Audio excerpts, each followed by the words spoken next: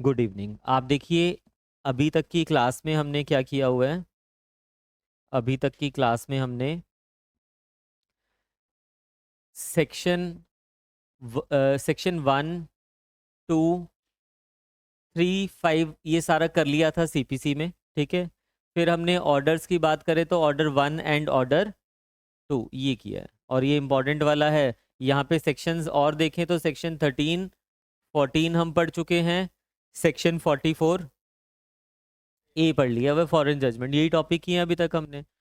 आप देखो, हम बहुत डिटेल में कर रहे हैं सीपीसी, ऊपर ऊपर से नहीं कर रहे हैं चीज़ें, क्योंकि अब जब आप ऑर्डर 2 के बारे में कुछ ऑर्डर 2 रूल 2 कुछ अगर क्वेश्चन आप देखते हो तो चीज़ें आप समझ पाते हो। जब ये टिप्स पे हो जाएगा आपको लॉ, तो आप बहुत अच्छे से उसको कर पाओगे, उसको अप्लाई कर पाओगे लॉ को। जब खुद को ही अच्छे से नहीं आता तो फिर हम क्या अप्लाई करेंगे वहाँ पे, है ना। आज जो टॉपिक हमने करना है रेस जुडिकाटा, ये अपने आप में एक सीपीसी है। ये मैं इसलिए कह रहा हूँ, पेशेंस बना के रखना। अभी तक के जितने भी हमने टॉपिक किए हैं, भले ही वो मुझे लगता है ऑर्डर 2 पे हमें बहुत टाइम लगा है, ऑर्डर 1 के ऊपर भी हमने काफ़ी टाइम लगाया है, फॉरेन जजमेंट पे हमें टाइम लगा होगा, उससे पहले डिक्री वाला वगैरह के टॉपिक पे हमें टाइम लगा। बट वो टाइम कुछ भी नहीं था, उसमें तो हमने विद इन वीक तो कर ही दिए ना उसको सारे को कंक्लूड। अब ये जो है, इस पे मेरे कम से कम 10 से 15 क्लासेस लगेंगी सिर्फ और सिर्फ सेक्शन 11 करवाने में। मेरे पास दो तरीके हैं आपको ये सेक्शन करवाने के। पहला तरीका है, बिलीव मी, मैं इसको एक क्लास में भी ख़त्म कर सकता हूँ, आपको समझा दूंगा और आपको ये लगेगा भी कि ये हो गया, समझ भी आ गया सारा कुछ। जो टर्म्स है अगर मैं ऊपर ऊपर से आपको बताऊंगा और आपको वो लगेगा कि वो हो गया, समझ भी आ गया, बट एक्चुअल में उसका बेनिफिट होने वाला नहीं है। अब क्योंकि फाउंडेशन में कर रहे हो, क्रैश कोर्स थोड़ा ना चल रहा है, तो डिटेल में ही करने का फायदा है। We have sufficient time, time हमारे पास बहुत है। और सीपीसी तो आप दोबारा से नहीं कर पाओगे, सीपीसी ऐसा सब्जेक्ट है, एक ही बारी करो, डिटेल में कर लो उसको, उसके बाद बस रिवाइज करते रहो उसी सब्जेक्ट को। तो मैं तो इस पे खूब टाइम लेने वाला हूँ, एक एक चीज के ऊपर, मतलब जैसे हम सेक्शन ये पढ़ेंगे अभी, एक एक वर्ड को अगर मैं बोलूँ ना, एक एक वर्ड के ऊपर मैं एक एक क्लास लेने वाला हूँ, विद एग्जाम्पल्स, इलस्ट्रेशंस, वो सारी करके केस लॉ भी डिस्कस करेंगे। लास्ट में क्या करेंगे, हम पूरे इसको कंक्लूड कर देंगे एक आंसर की फॉर्म में, कि अगर डायरेक्ट उसने सेक्शन 11 पूरा पूछ लिया मुझसे, फिर मुझे कैसे लिखना है, तभी भी तो बेटर लिखना ही पड़ेगा। अभी अगर मैं इसको 1 क्लास में कवर करता हूँ, अगर इसने पूरा सेक्शन आपसे पूछ लिया ना, बताइए सेक्शन 11 रेस जुडिकाटा क्या होता है, आप बहुत अच्छे से लिख दोगे, सारे ही बच्चे लिख देंगे। प्रॉब्लम कब आती है, जब एक पिन पॉइंट को पकड़ के वो प्रोपोजिशन या कुछ और उसने पूछ लिया, वहां पे हमें प्रॉब्लम आती होती है।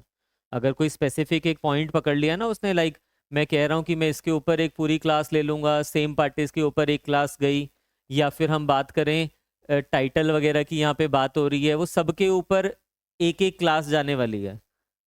तो वो एक क्लास से आपको बेनिफिट क्या होगा, कल को जो आपको प्रोपोजिशन दिया होता है ना, वो जैसी मर्जी प्रोपोजिशन क्यों नहीं है, आप बहुत आसानी से सॉल्व कर लोगे। अभी अगर आपने पहले सीपीसी किसी ने पढ़ा हुआ है ना, आपने देखा होगा प्रीलिम्स में जब वो पूछता है ना कुछ क्वेश्चंस हमें, तो हमें क्या करना पड़ता है, जो इलस्ट्रेशन दी हुई है ना बुक में, उसका हमें क्रैमिंग वगैरह करनी पड़ती है, या कुछ क्वेश्चंस होते हैं कि यहाँ रेसिड्यू डाटा लग रहा है या नहीं लग रहा, इन एक्चुअल हमें समझ नहीं आता, लॉजिकली हम उस पर नहीं समझ पाते हैं। बट ये जब 10 से 15 क्लासेस आप मेरे पास लगा रहे हो, उसके बाद 1% भी डाउट रह नहीं जाएगा, प्रोवाइडेड ये 10 से 15 क्लासेस आपने लगाई हो। ठीक है, समझाओ चीज़ों को, फिर प्रॉब्लम नहीं आएगी। अब क्या है ये रेस जुडिकाटा, जो टॉपिक हमने स्टार्ट करना है आज, रेस जुडिकाटा, ये एक वाइडर कॉन्सेप्ट है। जो प्रिंसिपल ऑफ रेस जुडिकाटा की हम बात कर रहे हैं ना, आपसे पूछा जाता है कि बताइए रेस जुडिकाटा कहाँ दिया हुआ है सीपीसी में, हम कहते हैं सेक्शन 11 में। कहाँ लिखा है, कहीं भी नहीं लिखा, लिखा तो हुआ है वैसे, बट लिख दिया इसने रेस जुडिकाटा। बेयर में प्रीलिम्स के अकॉर्डिंगली तो चलना पड़ेगा, बट इन एक्चुअल अगर आप देखो तो सिर्फ ये रेस जुडिकाटा नहीं, it is just a shade of res judicata. इसके अलावा भी आप खुद ही पढ़ चुके हो, अब जब ये पढ़ लोगे तो अब आप तीनों को कंपेयर भी कर पाओगे। हमने इससे पहले सेक्शन 13 पढ़ा हुआ है, फॉरेन जजमेंट की बात हो रही है, वो भी शेड ऑफ रेस जुडिकाटा है। हमने ऑर्डर 2 रूल 2 पढ़ा इससे पहले, ये भी क्या है, ये भी एक शेड ऑफ रेस जुडिकाटा है। वो अलग बात है, ठीक है, प्रीलिम्स में अगर पूछा जाता है तो मुझे यही लिखना पड़ेगा क्योंकि स्पेसिफिकली लिख दिया, अदरवाइज ये भी एक शेड ऑफ रेस जुडिकाटा है। रेस जुडिकाटा तो एक जनरल प्रिंसिपल है ना हमारे पास। रेस जुडिकाटा का मीनिंग क्या होता है, रेस का मतलब क्या होता है, थिंग्स जुडिकाटा मतलब which has already been decided. कोई भी चीज जो ऑलरेडी डिसाइड हो चुकी है वो हम क्या कह रहे हैं, वो दोबारा से नहीं आ सकती कोर्ट में। रीलिटिगेशन, सेकंड राउंड ऑफ ट्रायल वहां पे नहीं चलेगा। इससे होगा क्या, मल्टीप्लिसिटी ऑफ प्रोसीडिंग्स नहीं होनी चाहिए, पार्टीज को इनकन्वीनियंस कॉज नहीं होनी चाहिए। और अगर बार बार सूट आएगा तो एंड कब होगा लिटिगेशन का? There should be an end to the litigation. ये जो तीनों हम सेक्शंस पढ़ते हैं, सेक्शन 13, ऑर्डर 2, रूल 2 या फिर सेक्शन 11, ये तीनों ही का ऑब्जेक्ट सेम है, मल्टीप्लिसिटी ऑफ प्रोसीडिंग्स नहीं होनी चाहिए। बट तीनों जो सेक्शंस है वो अलग अलग है, तीनों जो टॉपिक है वो बिल्कुल अलग अलग बात कर रहे हैं। प्रॉब्लम तब आती है जब एग्जाम में प्रोपोजिशन दे दिया और लिखा ही नहीं है कि कौन सा लगाना है आपको, फिर कंफ्यूजन आती है कि ये लगना था या ये वाला लगना था। हालांकि जब ये दो हम कर चुके हैं, जब हम ये भी डिटेल में कर लेंगे, जिसके लिए मिनिमम मेरे को 10 क्लासेस चाहिए, और पेशेंस बना के रखना, बोर हो जाते हैं बच्चे, अरे एक ही चीज़ चली जा रही है। आप ये सोचो ना, एक ही चीज़ कितनी डिटेल में चल रही है, एक एक चीज़, एक एक क्लास चल रही है एक एक टॉपिक के ऊपर। आज तक आपने पढ़ा, जैसे ऑर्डर 1 रूल 10 हमने पढ़ा, पढ़ते ही नहीं है हम मिस डिस्क्रिप्शन उससे पहले। अब बट आपको चीज़ें क्लियर हो गई है। अब यहाँ पे भी आपने पहले ये चीज़ें पढ़ी होती है, same party, but same parties क्या होती हैं वो डिटेल में हमें पता ही नहीं होता है। अब डिटेल में जब करेंगे तो वो बहुत अच्छे से चीज़ें सारी क्लियर हो जाएगी, बस पेशेंस रख लेना। ये खत्म होने के बाद सेक्शन 11 करेंगे, सॉरी 10 करेंगे, क्योंकि वो सिमेट्री में चलेंगे। और जब ये हो गया ना दोनों, तो समझ लेना मेरी तरफ से हाफ ऑफ दी सीपीसी, नहीं 1/3 ऑफ दी सीपीसी खत्म हो जाएगा, हाफ तो ज़्यादा हो जाएगा अभी, हाँ 1/3 खत्म हो जाएगा, फिर बाकी का 2/3 रह जाएगा। देखो मैं जस्ट आपको हाईलाइट कर रहा हूँ कि तीनों के बीच में डिफरेंस क्या है, मैं डिफरेंस बता नहीं रहा हूँ अभी, सिर्फ ऊपर ऊपर से आपको समझाने की कोशिश कर रहा हूँ कि तीनों शेड्स ऑफ रेस जुडिकाटा है, बट तीनों अलग अलग कॉन्सेप्ट की बात कर रहे हैं। जब हम सेक्शन 11 डिटेल में पढ़ लेंगे फिर लिखेंगे इसके बीच में डिफरेंस क्या। हमने सबसे इजी तो रहता है सेक्शन 13, क्यों, फॉरेन जजमेंट की बात कर रहे हैं ना, फॉरेन जजमेंट। हमने यहाँ पे क्या पढ़ा था कि जो फॉरेन कोर्ट की जजमेंट होती है, वो जजमेंट जब इंडिया में लेके आते हैं हम, वो क्या हो जाती है, वो कंक्लूसिव मान ली जाती है। कुछ कंडीशंस हैं, वहाँ पे भी हमने सेम पार्टीज वगैरह, टाइटल वगैरह पढ़ा है, बट वहाँ पे भी डिटेल में नहीं गए थे हम उस टॉपिक के। तो जब फॉरेन कोर्ट ने कोई जजमेंट दिया और वो जजमेंट हम इंडिया में लेके आ रहे हैं, कोई इशू फॉरेन कोर्ट ने डिसाइड कर दिया हुआ है, तो वो कंक्लूसिव है। वो इंडिया में आके कोई सूट चल रहा है, उसमें दोबारा से अगर मैं उसको डिसाइड करवा रहा हूँ कोर्ट से, तो मैंने फॉरेन कोर्ट का भी टाइम वेस्ट किया, मैं इंडियन कोर्ट का भी टाइम वेस्ट कर रहा हूँ। एक तरह से रीलिटिगेशन ही तो हो गई ना वो। तो कंक्लूसिव का मतलब वहां पे, बट एक चीज है इंपॉर्टेंट, वहां पे आपको बताया था जब हमने ये किया, वो सेक्शन 13 में पार्टीज को बार किया जा रहा है। कंक्लूसिव का मतलब है parties are not permitted to raise such issues, उसके लिए कोई एविडेंस नहीं लाएंगे, वो कंक्लूसिव मान लिए गए हैं कि फॉरेन कोर्ट ने डिसाइड किए, हमने डिसाइड किया, एक ही बात है। तो पार्टीज आर प्रोहिबिटेड कि वो नहीं लेके आ सकती एविडेंस उसके लिए। फिर हमने इसके बाद ऑर्डर 2 रूल 2 पढ़ा। ऑर्डर 2 रूल 2 में हमने क्या पढ़ा, ये बेसिक पर्पस याद रखना ऑर्डर 2 रूल 2 का, जहां पे भी पूछा जाता है आंख बंद करके याद रख लेना कि हाँ ये एक ही चीज की बात कर रहा है, सिंगल कॉज ऑफ एक्शन होता है, no splitting of cause of action. Cause of action को मैं डिवाइड नहीं कर सकता, कुछ भी ऑर्डर 2 रूल 2 से पूछा जाए ये चीज मेरी आनी ही चाहिए वहां पे। एक कॉज ऑफ एक्शन है, मल्टीपल क्लेम्स है, मल्टीपल रिलीफ है, मुझे एक ही सूट में लेके आने हैं। उस कॉज ऑफ एक्शन से कुछ रह गया, मैंने क्लेम नहीं किया, रिलीफ नहीं मांगा, उसके लिए मैं सेकंड सूट नहीं ला सकता, वो बार होता है। बट जो सेक्शन 11 है ना, जो हम पढ़ने जा रहे हैं अभी, ये पार्टीज के ऊपर नहीं, ये कोर्ट के ऊपर बार लगा रहा है। यहाँ पे सबसे इंपॉर्टेंट चीज ही यही है कि ये कोर्ट के ऊपर बार लगा रहा है। अभी ये तीनों का डिफरेंस आपको वैसे क्लियर हो जाएगा, बट जब यहाँ पे हम कंस्ट्रक्टिव रेस जुडिकाटा पढ़ेंगे ना लेटर ऑन, उसमें थोड़ा सा कंफ्यूजन होता है, तो उसको मैं तभी बताऊंगा डिफरेंस को। अभी हम ओवरऑल डिफरेंस समझने की कोशिश कर रहे हैं। यहाँ पे देखो क्या लिखा हुआ है रेस जुडिकाटा में, no court shall try any suit or issue. किसको किसको रोका जा रहा है यहाँ पे, कोर्ट के ऊपर बार लगाया जा रहा है। कोर्ट ट्राई ही नहीं कर सकता, यानी कि अगर किसी पार्टी ने रेस जुडिकाटा की प्ली लिया, और रेस जुडिकाटा की प्ली वैसे लेगा कौन, डिफेंडेंट लेगा ना, ऑपोजिट पार्टी, वो तो लेके ही आ रहा है, प्लेंटिफ तो सूट ही लेके आ रहा है। डिफेंडेंट कहेगा कि ये चीज तो पहले हो चुकी है, इसका अनदर राउंड ऑफ ट्रायल तो नहीं चलना चाहिए, सेम चीजें डिसाइड हो चुकी है। प्ली लेके आया डिफेंडेंट, डिफेंडेंट ने उसको प्रूव भी कर दिया। नाउ कोर्ट के पास कोई जुरिस्डिक्शन नहीं है, court is barred. Defendant plea लेके आया, डिफेंडेंट ने उस प्ली को प्रूव भी कर दिया, तो कोर्ट वहां पे बार्ड है, कोर्ट ट्रायल कर ही नहीं सकती है चीजों का आगे।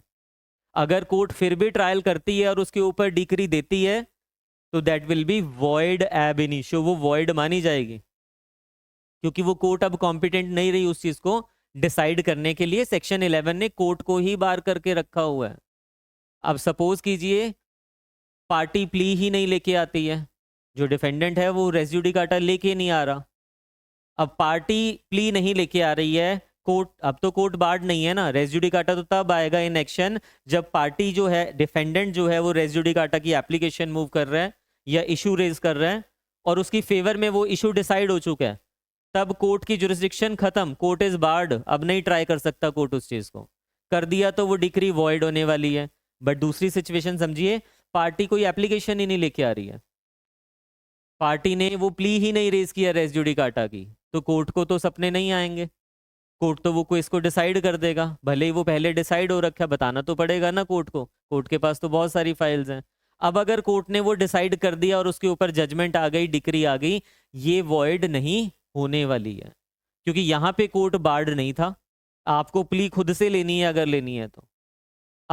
अब क्या हो जाएगा, अब तो दो जजमेंट आ गई हमारे पास, यहाँ पे तो दो जजमेंट आ गई, जजमेंट 1 और जजमेंट 2। डिटेल में करेंगे इस कॉन्सेप्ट को भी, बट याद रख लेना अभी के लिए कि judgment 2 will prevail, judgment second वाली प्रिवेल कर जाएगी। Judgment 2 will be binding on the parties.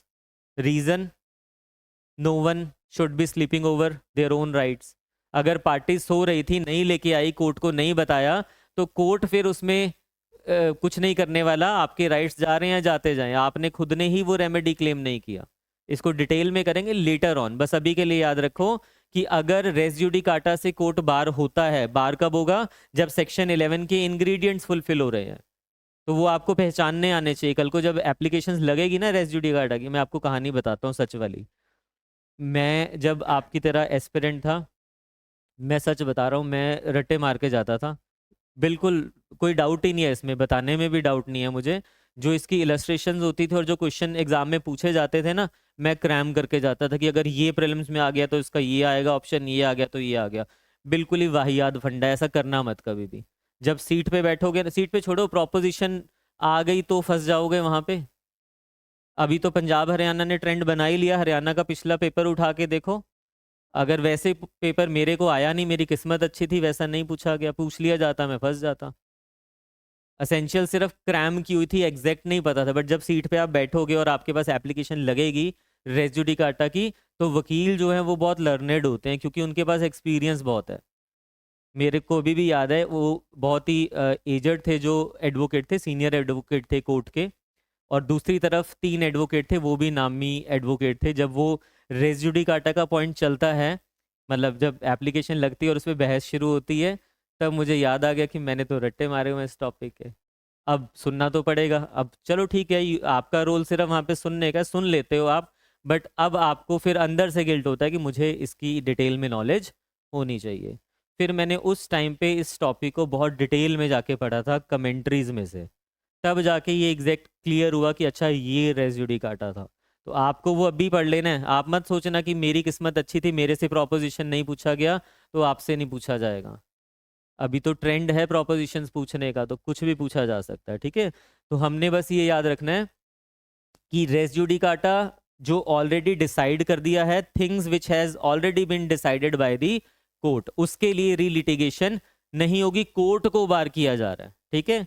कहाँ दिया हुआ है, सेक्शन 11 में। रेस जुडिकाटा एक जनरल प्रिंसिपल है, वाइडर प्रिंसिपल है, उसके डिफरेंट डिफरेंट शेड्स हैं मेरे पास, जो कहाँ कहाँ पे दिए हुए हैं। सेक्शन 11 में दिया हुआ है, सेक्शन 13 में दिया हुआ है, और ऑर्डर टू रूल 2 में दिया हुआ है। बट ये तीनों जो कॉन्सेप्ट है, तीनों एक ही चीज कर रहे हैं, बार कर रहे हैं सेकेंड सूट को, अनदर राउंड ऑफ लिटिगेशन नहीं होना चाहिए। बट तीनों का जो मीनिंग है या तीनों में जो कॉन्सेप्ट दिया हुआ वो बिल्कुल अलग अलग दिया हुआ है। आपने ये दो तो पढ़ ली है ना, 13 और 2 2 पढ़ लिया हुआ है मेरे पास, ये तो समझ आ गया दूर दूर तक, आपस में लेना देना नहीं है। कंफ्यूजन सिर्फ वो कंस्ट्रक्टिव रेजिड्यू डिकाटा और ऑर्डर 2 में होती है, अदरवाइज कंफ्यूजन भी नहीं होगी। तीनों है शेड ऑफ रेजिड्यू डिकाटा। अब ध्यान से देखना, मैं सेक्शन स्टार्ट कर रहा हूँ। मैं इसमें पहले बता देता हूँ, आपको बहुत स्लो स्लो करवाऊंगा। स्लो स्लो इसलिए करवाऊंगा, फास्ट में शायद आपको समझ ही नहीं आएगा। क्लासेस हो सकता है फास्ट में 2 कम लगे, बट समझ नहीं आएगा। एक एक टॉपिक को डिटेल में जाके आराम से तसल्ली से करेंगे इसको, ठीक है। तो अभी हम आज की क्लास में थोड़ा पढ़ेंगे। एक्सप्लेनेशन पे तो मैं जाऊंगा ही नहीं आज, सिर्फ आपको लिखवाऊंगा थोड़ा सा जर्नल जो आपको बताया ना अभी, वो चीज़ें लिखवाऊंगा। क्या ऑब्जेक्ट है, क्या मैक्सिम्स है, क्या पर्पस है, वो सारी चीज़ें हम लिखेंगे, ताकि मेरे माइंड में रेस जुडिकाटा का मीनिंग तो अच्छे से क्लियर हो जाए ना। तब फिर मैं उसके डिटेल में एक एक टॉपिक पे लेके जाऊंगा आपको, ठीक है। अभी ऊपर ऊपर से सिर्फ डेफिनेशन समझा रहा हूँ उसकी। देखो क्या लिखा हुआ है, no court shall try any suit or issue. पहले तो समझो बार किसके ऊपर है, यहाँ पे लिखना बार इज ऑन, वेयर पे लिख लेना यहाँ पे, bar is on court, not on the parties. Parties के ऊपर बार नहीं है, बार है कोर्ट के ऊपर। डिटेल में लिखना है तो ये लिख सकते हो साथ में, when defendant proves his plea of res judicata, when defendant proves his plea of res judicata, then the court has no jurisdiction to try the matter। Court के पास फिर जुरिस्डिक्शन ही नहीं है। बिना जुरिस्डिक्शन के अगर कोर्ट ने डिसाइड कर भी दिया, दैट विल बी वॉइड, वो वॉइड रहने वाला है। अब देखिए हमें पहली चीज क्लियर हो गई, नो कोर्ट शेल। शेल का मतलब क्या हुआ, मैंडेटरी है ये कोर्ट के लिए। यानी कि जब पार्टी ने, ऑपोजिट जो डिफेंडेंट है, उसने ये चीज प्रूव कर दिया ना कि रेस जुडिकाटा लग रहा है, सारे प्रिंसिपल प्रूव कर दिए इसके जो भी एसेंशियल्स है, तो यहाँ पे मैंडेटरी है कोर्ट के लिए। नाउ कोर्ट अपनी डिस्क्रिशन यूज नहीं कर सकती, कोर्ट इज बार्ड, इसीलिए वॉइड कर रहे हैं उस चीज को हम। अब ध्यान से देखना, no court shall try, try की बात कर रहा है। ट्रायल मतलब, ट्राई मतलब ट्रायल। ट्रायल कब शुरू होता है किसी भी केस में? आपको याद है हमने वो स्टार्टिंग की कहानी पढ़ी थी, 2 या उससे ज़्यादा पार्टीज होंगी, दोनों के बीच में डिस्प्यूट होगा जिसको कॉज ऑफ एक्शन कह रहे हैं। प्लीडर के पास जाएंगे, इंस्टीट्यूट करेंगे सूट, सम्मन इशू होंगे। अब कोर्ट का काम शुरू हुआ है, सम्मन इशू हुए, डिफेंडेंट आ जाएगा। डिफेंडेंट क्या फाइल करेगा, WS फाइल करेगा अपना। अब जब WS फाइल हो गए तो कोर्ट को फ्रेम करने हैं इश्यूज। इश्यूज जैसे ही फ्रेम होते हैं उसके बाद क्या करेंगे, उसके बाद सिविल ट्रायल स्टार्ट होगा। दोनों पार्टीज अपने अपने एविडेंसेस लाएगी, विटनेसेस को सुना जाएगा, पार्टीज को सुना जाएगा और फाइंडिंग दे दिया जाएगा फाइनल हियरिंग के बाद। तो ये इसको हम कह रहे हैं ट्रायल बेसिकली। क्रिमिनल में भी ऐसा ही होता है ना, क्रिमिनल अगर आपने पढ़ा हुआ है, चार्जेस फ्रेम होते हैं उसके बाद ट्रायल स्टार्ट हुआ करता है। यहाँ पे charges is equivalent to issues civil side पे। तो जब इश्यूज फ्रेम हो गए उसके बाद ही तो ट्रायल शुरू हो रहा है ना। उस चीज के लिए बार किया जा रहा है पार्टी को कि ना तो आप किसी के एविडेंस ले सकते हो, ना विटनेसेस को सुनोगे, ना क्रॉस होगा, ना चीफ होगा, कुछ नहीं हो सकता, ना उसके ऊपर आप फाइनल हियरिंग करके जजमेंट दे सकते हो।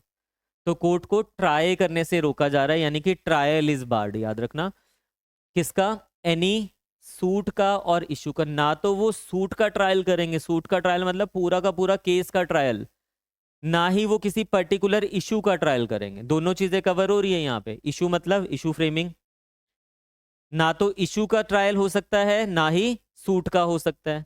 अब इंडिविजुअली क्या है इसके ऊपर डिटेल में फिर हम पढ़ेंगे। बस अभी के लिए प्रीलिम्स के लिए याद रखिए, यहाँ पे कोर्ट को बार किया जा रहा है ट्राई करने से। किस चीज को ट्राई करने से, किस ट्राई मतलब किस चीज की हियरिंग करने से रोका जा रहा है, किसी भी पर्टिकुलर इशू की हियरिंग करने से या फिर किसी भी सूट की हियरिंग करने से कोर्ट को बार किया जा रहा है। आगे कौन से उसमें, in which the matter directly and substantially, matter directly and substantially in issue has been directly and substantially in issue in the former suit. अब वो कहता है ये एसेंशियल्स है बेसिकली, जो मैटर है वो directly and substantially in issue होना चाहिए। एक होता है कोलिटरली और इंसिडेंटली इन इशू, एक टर्म होती है उसको कवर नहीं कर रहा है, वो क्या होती है वो लेटर ऑन पढ़ेंगे। अभी सिर्फ एक एग्जांपल से समझा दूंगा, बट इन डेप्थ हम लेटर ऑन पढ़ेंगे उस चीज को। करवाया हुआ ये टॉपिक कब? हाँ, फॉरेन जजमेंट में मैंने थोड़ा बहुत आपको बताया होगा, फिर तो आपको एग्जाम्पल भी दिया होगा ना, वो एरिया निकालते हैं हम उस चीज़ का। बिल्कुल, directly and collaterally, sorry, directly and substantially in issue का मतलब है कि वो डायरेक्टली इन इशू होनी चाहिए या सब्सटेंशियली इन इशू होनी चाहिए।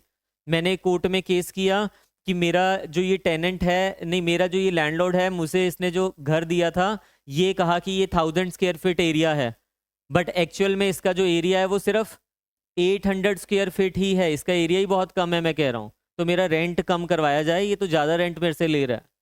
अब मैटर डायरेक्टली इन इशू क्या है कि क्या मेरे इस घर का एरिया 1000 स्क्वायर फीट है या नहीं है, ये है directly in issue matter. Court ने सपोज कल को एडजुडिकेशन किया और इस पे जजमेंट देता है कि अरे 1000 छोड़ो, ये तो 1200 स्क्वायर फीट एरिया है, तो जो ये कोर्ट ने डिसाइड कर दिया ना, ये कोलेटरल है। इशू में ये था डायरेक्टली, ये कोलेटरली इन इशू था जो कोर्ट ने डिसाइड कर लिया, इंसिडेंटली इन इशू। कल को अगर मैं कोई और केस लेके आता हूं कि हाँ ये एरिया 1200 है या नहीं, उस चीज के ऊपर जाता हूं अगर मैं, उसके ऊपर एसयूडी काटा नहीं लगने वाला, क्योंकि वो कोलेटरली। इसको डिटेल में पढ़ेंगे आगे चल के, पूरी क्लास जाने वाली है, हो सकता है 2 क्लासेस लग जाए इस टॉपिक पे, नहीं तो एक तो कंफर्म्ड ही है। अभी हम सिर्फ इतना पढ़ रहे हैं, no court shall try, court के पास पावर नहीं है ट्राई करने की। सूट और इशू, किसी भी सूट को या फिर किसी भी इशू को जिसमें matter directly and substantially in issue has been directly and substantially in issue in the former suit. पुराने वाले में भी वही मैटर इन इशू था, दूसरे वाले में भी डायरेक्टली इन इशू वही मैटर था।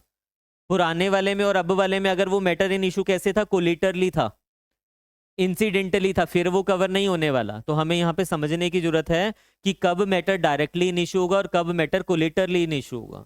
दोनों में डिफरेंशिएट अगर हम कर लेंगे तो ये वाला इंग्रेडिएंट तो हमारा फुलफिल हो गया। अब ये जो matter directly and substantially in issue है, वो कहता है it must be between the same parties. सिर्फ सेम पार्टीज नहीं होनी चाहिए, it must be between. Between का मतलब क्या होता है? बिटवीन मतलब काइंड ऑफ वर्सेस मतलब जिनका झगड़ा हो रहा है। जब डिटेल में जाएंगे इसकी तब हम बिटवीन को भी डिटेल में पढ़ेंगे कि कब माना जाएगा कि ये केस बिटवीन चल रहा है। क्योंकि कई बार ये होता है ना, ए और बी जॉइंट ओनर है किसी प्रॉपर्टी के, इन्होंने सी से ये प्रॉपर्टी खाली करवानी है, तो ये सी के ऊपर केस करना चाह रहे हैं। बी कहता है नहीं नहीं मैं नहीं बनने वाला, मेरे को कोर्ट कचहरी के चक्कर नहीं लगाने, तू कर ले, तुझे केस करना है तो ए अकेला तो केस नहीं करेगा, ये नेसेसरी पार्टी हो गई, बनाना ही पड़ेगा उसको। इसको क्या बना देगा? परफॉर्मर डिफेंडेंट, ऐसे ही बनाया करते हैं ना। तो सूट हो जाएगा ए वर्सेस सी, जिसमें बी के ये तो हो जाएगा ओरिजिनल डिफेंडेंट और ये क्या हो जाएगा? Performer defendant. वर्सेस हो जाने का मतलब ये नहीं है कि this suit is between A and B, this suit is still between A B and C, यानी कि इनका इसके साथ चल रहा है। ए एंड सी का सूट है, ये बी और सी के बिटवीन सूट है, ऐसे माना जाएगा इसमें। हम ये नहीं कहेंगे कि बिटवीन, वो बिटवीन फिर डिटेल में पढ़ेंगे हम। बिटवीन में साथ में वो क्या कह रहा है आपको कि ठीक है बिटवीन तो होना चाहिए, बट वो सेम पार्टीज के बिटवीन होना चाहिए। अब पार्टीज सेम कब होती है, ये बहुत डिटेल में पढ़ने वाला टॉपिक है। हालांकि हमने सेक्शन 13 पढ़ते हुए थोड़ा बहुत जरूर पढ़ा हुआ है कि सेम पार्टीज कब होंगी, बट उसको और डिटेल में जाएंगे। अभी के लिए बस इतना याद रखो, सेम पार्टीज। फॉर एग्जाम्पल, पहला सूट ए ने बी के ऊपर फाइल किया, ये फर्स्ट सूट है। दूसरा सूट बी ने ए के ऊपर किया या फिर ए ने ही बी के ऊपर किया दूसरा सूट, वो दोनों सेम पार्टीज हैं। ट्रांसपोजिशन ऑफ पार्टीज हो सकती हैं। अभी के लिए सिर्फ इतना, इसके अलावा वाले फिर केसेस देखेंगे कि क्या इसमें सेम पार्टी है या नहीं है, जब डिटेल में इस टॉपिक पे जाएंगे। तो हमने ये पढ़ा कि कोर्ट को अभी हम क्या कर रहे हैं, बार कर रहे हैं। किस चीज से बार किया जा रहा है? ट्रायल करने से बार किया जा रहा है। किस चीज का ट्रायल? सूट का या फिर इशू के ट्रायल से बार किया जा रहा है। कब? जब पुराने वाले matter directly and substantially in issue has been directly and substantially in issue in the former suit, यानी कि जो पुराने वाला फॉर्मर सूट में जो matter directly and substantially in issue था, वही मैटर अभी भी क्या है? Directly and substantially in issue है। किसके बीच में? वो कहता है बिटवीन दी सेम पार्टीज। पहले वाले में भी यही पार्टीज थी, अभी वाले में भी सेम ही पार्टीज हैं। ये दो कंडीशन। फिर आगे, और बिटवीन पार्टीज अंडर हुम दे और एनी ऑफ देम क्लेम, ये हमने पढ़ा हुआ है। अगर सेक्शन 13 देखा जाए, वो कह रहा है चाहे पार्टी सेम हो या फिर between them, between parties under हुम दे और एनी ऑफ देम क्लेम। मतलब मैंने आपको बताया था, सपोज इससे, सपोज डी है जो अपना टाइटल डिराइव कर रहा है, जो ए है इससे अपना टाइटल कौन डिराइव कर रहा है? डी टाइटल डिराइव कर रहा है। तो ये डी हो जाएगा यहाँ पे, पार्टी अंडर होम दे और any of them claim. Detail में पढ़ेंगे, वैसे हमने सेक्शन 13 में थोड़ा सा रेफर किया हुआ है। तो हमने अभी तक ये पढ़ा, दोनों में matter directly and substantially in issue same होना चाहिए। क्या होता है ये, एक क्लास जाएगी पूरी। पार्टी सेम होनी चाहिए और बिटवीन देम होना चाहिए जो भी चल रहा है, बिटवीन देम या फिर उनके जो पर्सन उनसे जो क्लेम कर रहे हैं, ठीक है, उनके रिप्रेजेंटेटिव कह लीजिए अभी के लिए। तो ये दो कंडीशन फुलफिल होनी चाहिए। थर्ड देखिए, litigating under the same title. सिर्फ सेम पार्टीज नहीं होनी चाहिए, सेम टाइटल भी होना चाहिए उनका। पार्टीज सेम होने से कुछ नहीं होगा, पार्टीज का जो टाइटल है ना वो भी सेम होना चाहिए। टाइटल क्या होता है, टाइटल का मतलब होता है how I am entitled for the property. Title का मतलब है मेरी लीगल कैपेसिटी, मैं कैसे एंटाइटल्ड हूं उस प्रॉपर्टी के लिए। अगर आपको याद हो एसआरए पढ़ते हुए जब हम सेक्शन 5 पढ़ रहे थे, वहां पे हमने एंटाइटलमेंट पढ़ी थी, ठीक है। वो टाइटलमेंट कैसे हो सकती है, यहाँ पे वो कहते हैं अंडर द सेम टाइटल। मैं आज कहता हूं कि मैं इस प्रॉपर्टी का ओनर हूं, मैंने सामने वाले से कहा कि ये सूट, मतलब मैं इसलिए फाइल कर रहा हूं, मेरे को ये प्रॉपर्टी वापस कीजिए because I am the owner of this property. तो मैं टाइटल क्या क्लेम कर रहा हूं यहाँ पे, ओनरशिप क्लेम कर रहा हूं। ओनरशिप के बेसिस पे रिलीफ क्या मांग रहा हूं, पोजेशन मांग रहा हूं। यही तो मांग रहा हूं ना, जो पोजेशन मांगा वो मेरा रिलीफ हो गया, टाइटल मेरा ओनरशिप मांग रहा हूं। दूसरा सिचुएशन, ये सूट सपोज मेरा डिसमिस हो गया, मैं दूसरा केस फाइल कर रहा हूं पार्टी के ऊपर, उसी पार्टी के ऊपर, सेम पार्टी के ऊपर। अब मैं कह रहा हूं कि I am the mortgagor of the property, या आई एम दी कोई भी सिचुएशन ले लीजिए, मॉर्गेजर या फिर जिसमें मैं एंटाइटल्ड हूं प्रॉपर्टी के लिए but not as a owner. पहले वाले में तो मैंने एज अ ओनर फाइल किया ना, तो दूसरे वाले में जब मैं कह रहा हूं, मैं ट्रस्टी हूं, छोड़ो उस चीज को भी, मैं ट्रस्टी हूं प्रॉपर्टी का, तो I am entitled for the property. तो ट्रस्टी, पहले वाले में मैंने ओनर एज अ डाला केस, मेरा केस डिसमिस हो गया। दूसरे वाले में मैं क्या कह रहा हूँ, I am the trustee of the property, इसलिए मुझे पोजेशन दिया जाए। रिलीफ भले ही मैं सेम मांग रहा हूँ, भले ही वो बिटवीन दी सेम पार्टीज क्यों नहीं चल रहा है, भले ही डायरेक्टली सब्सटेंशियली जो इशू था मैटर वो दूसरे वाले में भी सेम है, बट यहाँ पे टाइटल अलग हो गया पार्टीज का। टाइटल मतलब जिस चीज से मैं वो रिलीफ मांग रहा हूँ, एक या दो क्लासेस जाने वाली है टाइटल के ऊपर। सेम टाइटल क्या होता है वेरी डिटेल में जाके करेंगे, अभी मैंने ऊपर ऊपर से बताया आपको। मैं सिर्फ इतना चाह रहा हूँ कि एक इंप्रेशन सा क्रिएट हो जाए ना कि क्या पढ़ना है आने वाली क्लासेस में। ट्रस्ट मी, देखो आपको याद है जब हम ऑर्डर 2 रूल 2 पढ़ रहे थे, जब मैंने पहली क्लास में आपको बोला कि देखो कॉज ऑफ एक्शन होता है, क्लेम होता है, रिलीफ होता है, तब चीज़ें थोड़ी ऊपर ऊपर से जारी होंगी ना हमारे, बट जब हमने उसके ऊपर हफ्ता भर लगाया तब वो सारी चीज़ें टिप्स पे हो गई आपको। तो ये जो अभी जाने वाला है ये ऊपर से जाने वाला है, और ये एक दिन में करवाने वाला जो मैं आपको कहता था ऐसे ही होता है, एक दिन में आपको ऊपर ऊपर से बता दिया कि हाँ ये ऐसे होता है, ऐसे होता है, लिखो, हो गया खत्म टॉपिक। वो नहीं कर रहे हैं हम।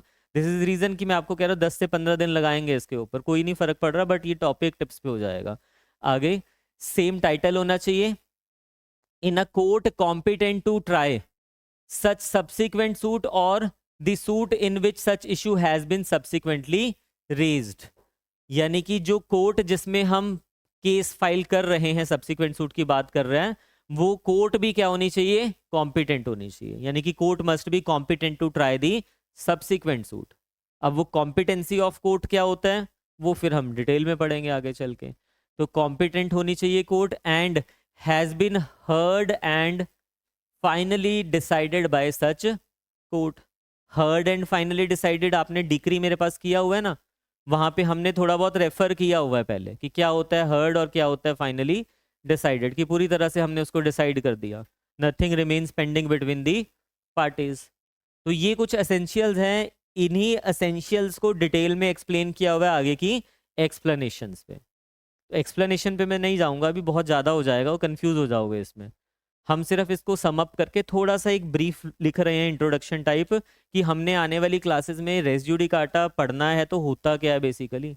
ये तो एसेंशियल्स है ना, ये एसेंशियल जो हमने पढ़ी एक एक क्लास इसके ऊपर जाने वाली है। हमने अभी ये पढ़ा कि जो सेक्शन 11 है वो बार कर रहा है, कोर्ट को ही बार कर दिया। और ये बार कोई ऐसा वैसा बार नहीं, this is mandatory bar, shall use किया हुआ है। कोर्ट को ट्रायल करने से बार किया जा रहा है, किस चीज के ट्रायल करने से, very important for prelims, suit के भी और इशू के भी। प्रीलिम्स में पूछा जाता है रेस जुडिकाटा किसके ऊपर लगता है, सूट पे और इशू पे और बोथ पे, ऐसे करके प्रीलिम्स में पूछ लिया जाता है। तो सूट भी नहीं ट्राई कर सकते आप, किसी इशू को भी नहीं ट्राई कर सकते हो। आपको बार किया जा रहा है कब? अगर ये एसेंशियल्स फुलफिल हो जाती है। जो मेरा फर्स्ट वाला सूट था और जो मेरा सेकंड वाला सूट था, दोनों में जो matter directly and substantially in issue है वही सेम है। पहले वाले में भी वही मैटर इन इशू था डायरेक्टली एंड सब्सटेंशियली, दूसरे वाले में भी वही मैटर इन इशू है डायरेक्टली एंड सब्सटेंशियली। फिर सिर्फ वो matter in issue he same नहीं है, वो कहता है बिटवीन दी सेम पार्टीज, यानी कि उसमें पार्टीज भी क्या हो रही हैं? सेम हो रही है। पहले वाले में भी ए वर्सेस बी था, दूसरे वाले में भी या तो ए वर्सेस बी है या बी वर्सेस ए है। पार्टीज भी क्या हो गई? सेम। और उनके रिप्रेजेंटेटिव कह लीजिए litigating under the same title. Third क्या हो जाएगा? सिर्फ पार्टी सेम नहीं होनी चाहिए, टाइटल अंडर, टाइटल मतलब जिस लीगल कैपेसिटी में वो क्लेम कर रहे हैं प्रॉपर्टी को वो भी सेम होना चाहिए, same title. Second, third, in a court competent होना चाहिए। थर्ड मेरे पास, फोर्थ क्या हो जाएगा मेरे पास? Court must be competent. जो सब्सिक्वेंट सूट का जिसको ट्राई करना है वो कोर्ट भी क्या होनी चाहिए? कॉम्पिटेंट होनी चाहिए। इसको भी डिटेल में पढ़ेंगे। एंड लास्ट हमारे पास फिफ्थ हो जाएगा हर्ड एंड फाइनली डिसाइडेड। वो मैटर को पूरी तरह से सुना और फाइनली डिसाइड कर दिया। अब एक चीज समझना यहाँ पे, जब हमने सेक्शन 13 पढ़ा ना, उसमें 3 एसेंशियल्स हमने पढ़ी थी जो कि कुछ कुछ मिलती जुलती थी, like same parties, same title, वो कुछ कुछ मिलती जुलती थी, पूरी तरह से नहीं।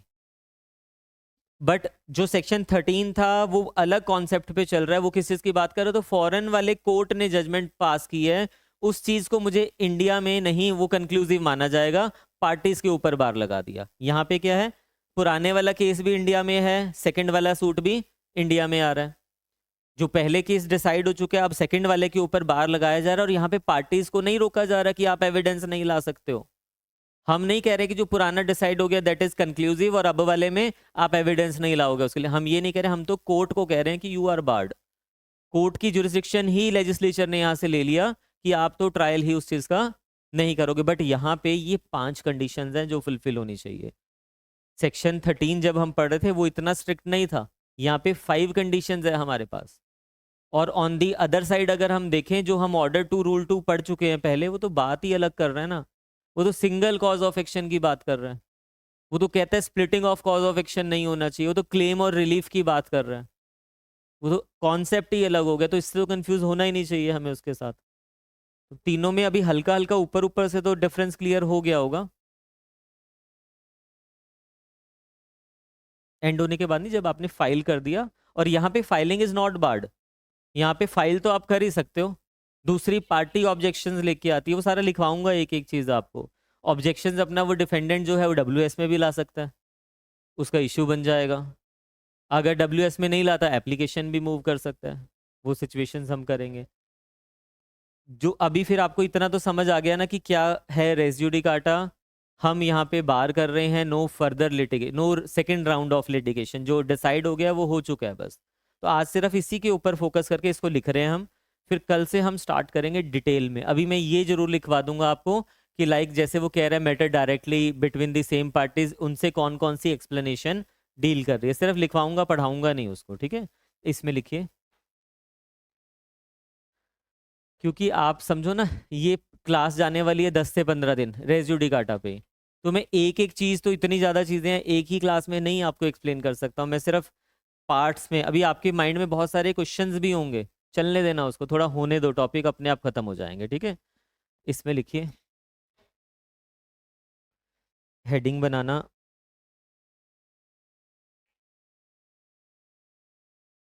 Race judicata section 11। Res judicata section 11।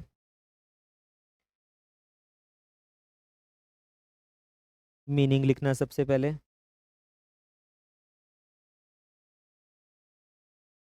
The expression res judicata consist of two Latin words. Two Latin words, that is res plus judicata. Res का मीनिंग क्या हुआ? मैटर या फिर थिंग। और जुडिकाटा का मीनिंग क्या हुआ? एडजुडिकेटेड और ऑलरेडी डिसाइडेड। एडजुडिकेटेड या फिर already decided. Therefore res judicata means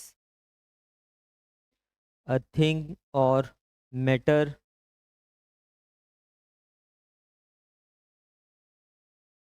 already adjudicated या फिर decided। thing और matter already adjudicated और decided।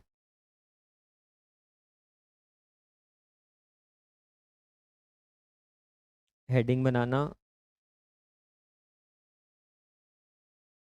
Roman law. Roman law the doctrine of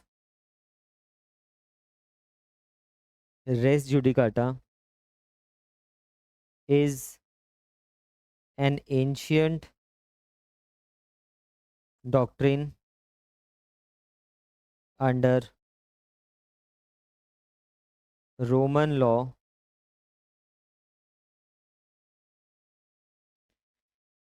It was known as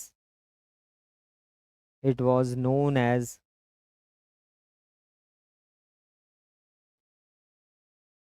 exceptiore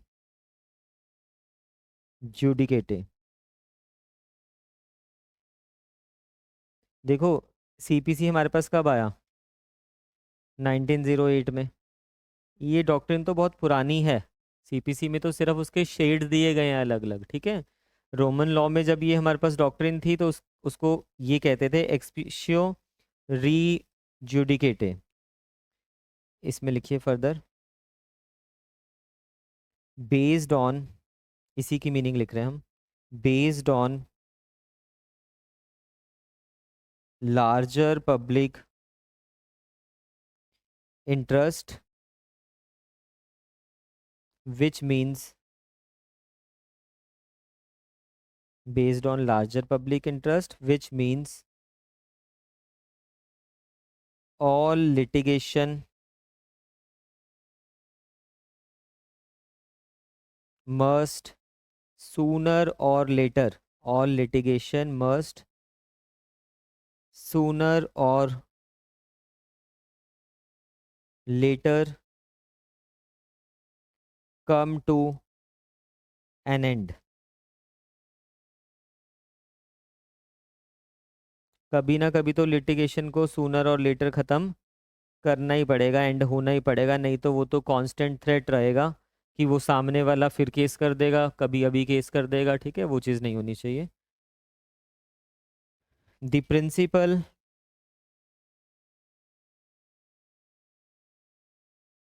is also founded on, रेस जुडिकाटा की बात हो रही है, the principle is also founded on equity, justice and good conscience. ये क्या होता है हमने डिटेल में एसआरए में पढ़ा हुआ है, जिन्होंने नहीं पढ़ा जब एसआरए करोगे तब आपको और अच्छे से क्लियर हो जाएगा। Equity is above equality, good conscience and justice. जब रिलीफ प्रॉपर जस्टिस अगर पार्टीज के साथ हमें करना है तो this is required, which means which require that a party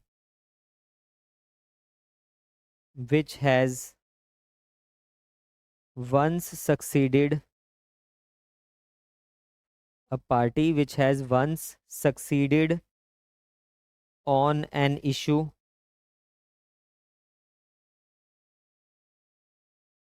should not be permitted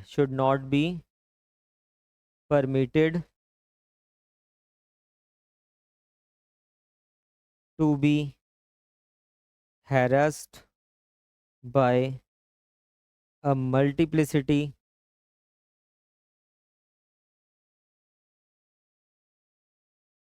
of proceedings. Multiplicity of proceedings. Multiplicity of proceedings determination involving determination of the same issue.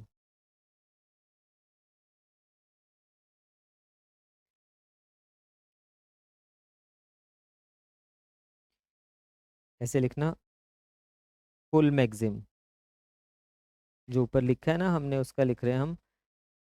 Race मतलब race judicata का, race judicata pro variate ऐसी picture, जो भी pronunciation बनी देख लेना। ये है फुल मैक्सिम, जिसको हम शॉर्ट करके क्या लिख देते हैं, रेस जुडिकाटा। पूरी मैक्सिम ये हुई हमारे पास किसके, VERIATE TE। इसमें लिखना is the full maxim which has over the years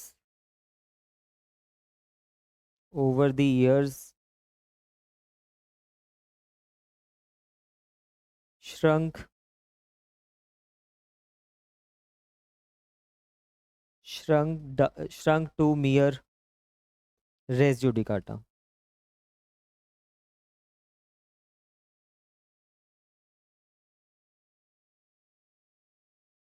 इसका मतलब क्या होता है, इसका मतलब होता है, साइड पे लिख लेना, a judicial decision must be accepted as correct. A judicial decision must be accepted as correct, पूरा लिख लेना आप। वैसे आगे लिखवाऊंगा इसको डिटेल में, वैसे लिखना है तो लिख लो आप, कि जो कोर्ट ने डिसीजन दे दिया it must be accepted as correct. दोबारा दोबारा डिसाइड करने की रिक्वायरमेंट ही नहीं है, कन्फ्लिक्ट ऑफ वर्डिक्ट आएगा और कुछ नहीं होगा। ट्रस्ट कैसे रहेगा, लोगों का फेथ ही नहीं रहेगा कोर्ट में। कोई कोर्ट क्या डिसाइड कर रही है, कोई कोर्ट क्या डिसाइड कर रही है, वो भी सेम इशू को। ठीक है, तो ये पूरी मैगजीम ये थी हमारे पास, जिसको शॉर्ट करके हमने रेस जुडिकाटा कर दिया। इसमें लिखिए आगे, object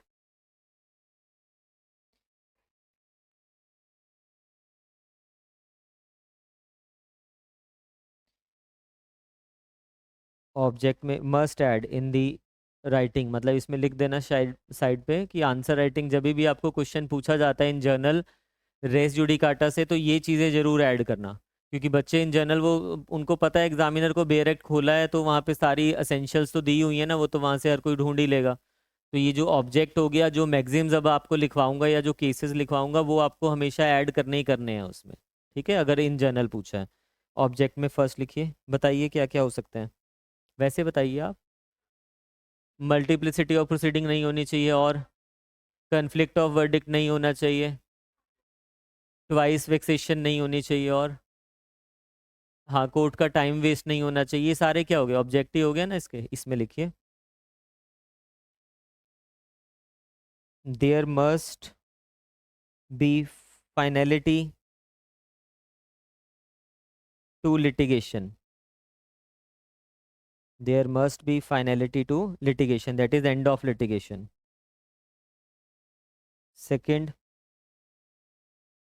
individual should not be harassed twice over or with the same kind of litigation. Third,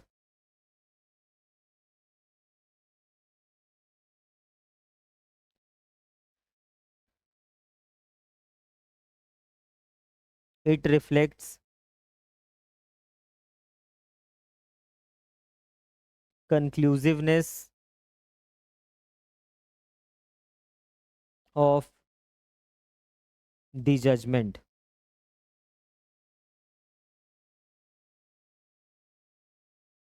No multiplicity of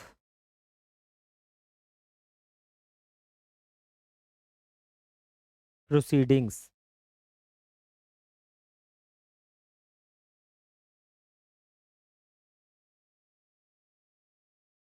No conflict of verdict. No conflict of verdict.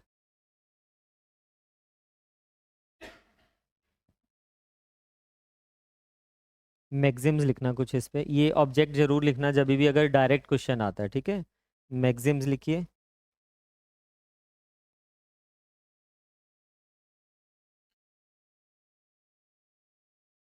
First लिखना,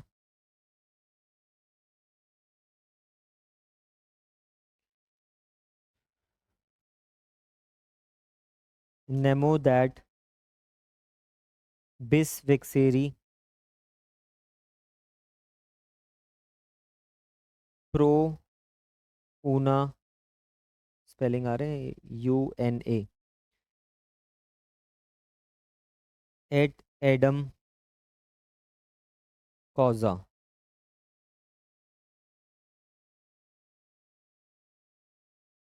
इसमें लिखिए, टिप्स पे याद रखनी है सारी की सारी। No man should be vexed, no man should be vexed twice for the same cause. मैं आपको बता रहा था ना कि जब मैं आपकी तरह एग्जाम देता था, ठीक है कॉन्सेप्ट नहीं थे, वो किस्मत अच्छी थी कि कभी नहीं पूछा गया प्रोपोजिशन वाला क्वेश्चन, बट ये मैक्सिम्स और वो ऑब्जेक्ट वो टिप्स पे थे। क्वेश्चन तो मैंने अटेम्प्ट किया हुआ है, एग्जाम में पूछा भी हुआ है, बट जब लिखा तो यही ना उसमें मैक्सिम वगैरह, एग्जामिनर को क्या पता चल रहा है कि वो डिटेल में पता है या नहीं पता है। वो आपकी किस्मत है कि ना आपसे इंटरव्यू में उसको डिटेल में लेके गए या पूछा गया वहाँ से, बट अगर पूछ लिया जाए इंटरव्यू में भी फंस जाओगे अगर डिटेल में नहीं पढ़ा होगा। आपने देखा भी होगा कई बार ऐसा भी होता है इंटरव्यू में कि 200 मार्क्स की इंटरव्यू, 150 की 200 की इंटरव्यू है और उसमें से बच्चे को 10 नंबर दिए जा रहे हैं। ये रीज़न होता है कि वो ऐसा नहीं है उस बच्चे को नॉलेज नहीं है, नॉलेज है, मेंस में बहुत अच्छा स्कोर करके बैठा हुआ है, बट मेंस में वो आ गया था बाई चांस से जो उसको अच्छे से आता था, या मेंस तो देखो ना रेजुडिकाटा कॉन्सेप्ट नहीं भी क्लियर, आपने मैक्सिम्स चमका के लिखी हुई, एग्जामिनर तो नंबर देगा ही देगा ना, उसको तो लग रहा है अच्छा है। तो जब इंटरव्यू में उससे वो क्वेश्चन पूछ लिए जाते हैं, बाई चांस इंटरव्यू उसी डायरेक्शन में चल पड़ी, और बिलीव मी, एक मैं आपको बताता हूँ 2018 में मैंने एक इंटरव्यू दिया, उसमें पंजाब जुडिशरी का इंटरव्यू था। एक सेक्शन के ऊपर सीआरपीसी की बात हो रही है, सीआरपीसी 319 सेक्शन हुआ करता है, ठीक है, अभी 358 कुछ हो गया।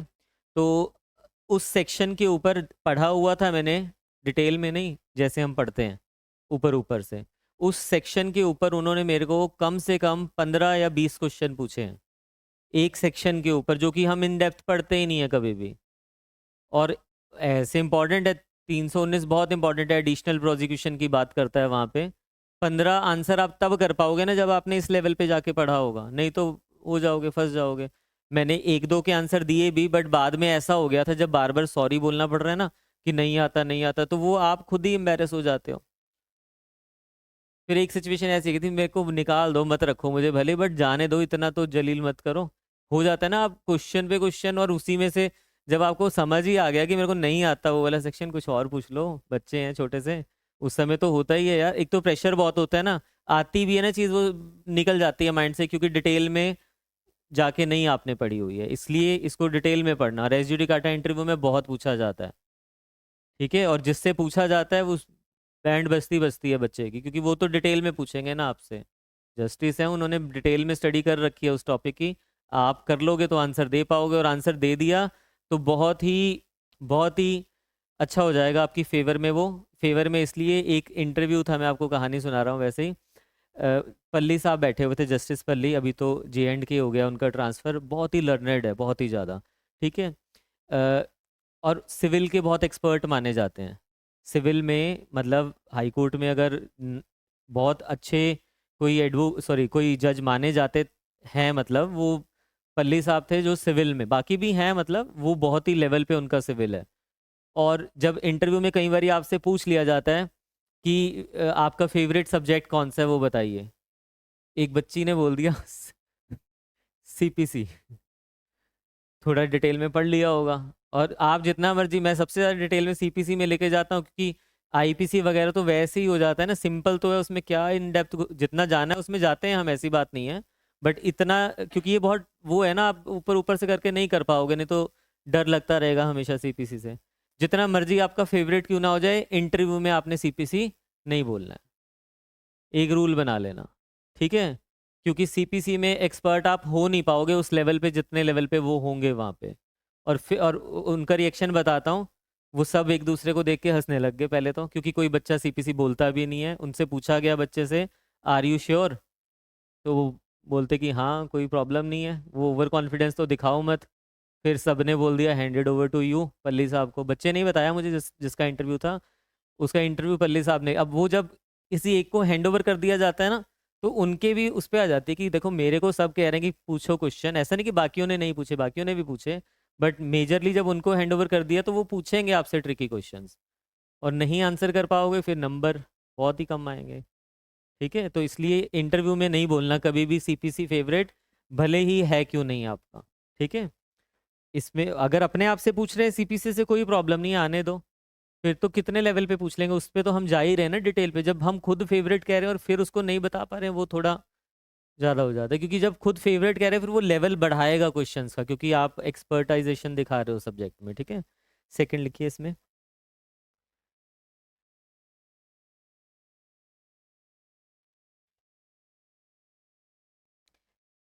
इंटरेस्ट, बिल्कुल, रिपब्लिक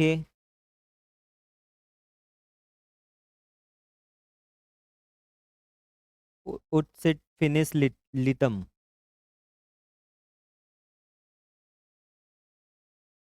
लिथियम, इसमें लिखना, it is in the interest of state that there should be there should be an end to litigation, there should be an end to litigation। Third लिखना,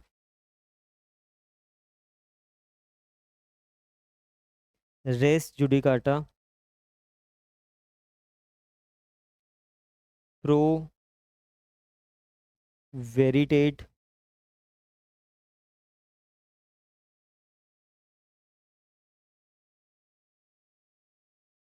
SC पिक्चर, जैसे मर्जी याद रख लेना, बट ये टिप्स पे याद रखने पड़ेंगे। अ जुडिशियल डिसीजन